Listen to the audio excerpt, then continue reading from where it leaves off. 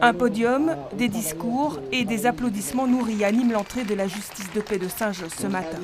150 citoyens et des militants aussi pour le droit au logement sont venus soutenir les avocates qui vont plaider à 9 h contre l'expulsion des 70 demandeurs d'asile abrités dans le futur centre de crise fédérale.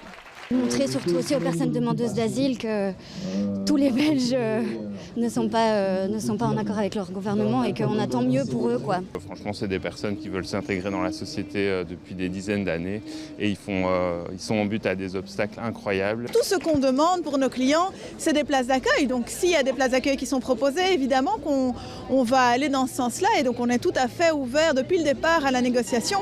Ce qui se joue devant le juge de paix, c'est une affaire de conflit entre le droit de propriété et le droit au logement.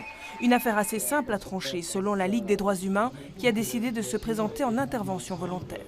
Dans la mesure où l'État n'offre pas l'accueil auquel il s'est engagé, il me paraît absolument normal que les personnes qui sont victimes de ce défaut d'accueil occupent les bâtiments de cette entité.